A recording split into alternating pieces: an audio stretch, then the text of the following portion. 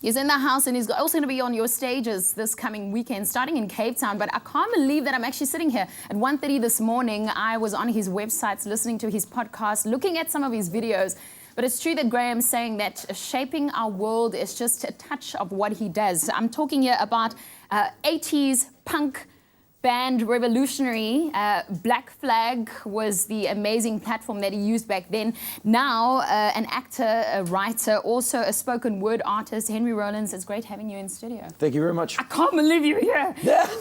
Wait. Where did you watch the Hillary and the Trump debate? I was in Australia. Why? I was on tour, and so I watched parts of it. Sure, crazy. Is Trump a good guy? He's a businessman, reality TV show star, who runs for president almost every time, and it got a little further than he wanted it to, I think. So. Black Flag in the 80s, a punk band that shaped a lot of what we know and understand and think. Why was it so important for you guys to speak the truth about the cops and about life?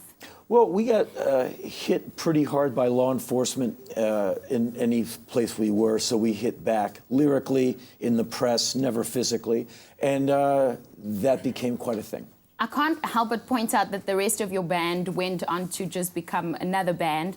You took call it your brand, and you've become someone that uses your words to change the world. Why do professors and teachers and people who want to learn about society, community, about standing up for your rights, standing up against racism, protecting people, all people, why do they come to your shows?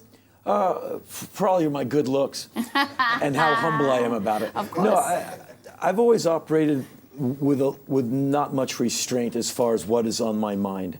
And I think some people might find that refreshing in a world that seeks to please, not always who seeks to inform. Yeah, I like that. What can we expect this coming weekend? You're on stage in the Baxter, and I know that you're also going to be in Gold Reef City on Saturday night. I've got a lot of stories from all over the world since I was last here, and I'll be telling those and talking about my very interesting country.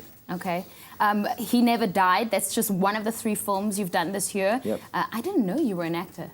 Neither did I, but I kept finding myself on these film sets. Yeah, I have 3 films out this year. He Never Died is one that's just finished the festivals. I star in it as a hyper-depressed guy who literally can't die, and it doesn't treat him. Eternity doesn't do him very well. I can't help but looking at all your tattoos that you got in the 80s. You've moved away from They're old like me. They're all Reagan era. In 2000, you still have such a great platform. In South Africa, I respect you because I see that your online is updated. I'm very proud of that. The fact that I can listen to you even though you're in the US. In South Africa, you managed to get into Nelson Mandela's office. Who took you on that tour? I was given access to the Mandela office via the Mandela Foundation people, and I was given a brief tour. And I was taken into the man's office. What did you take from that? 4 pens, a cup. I'm kidding.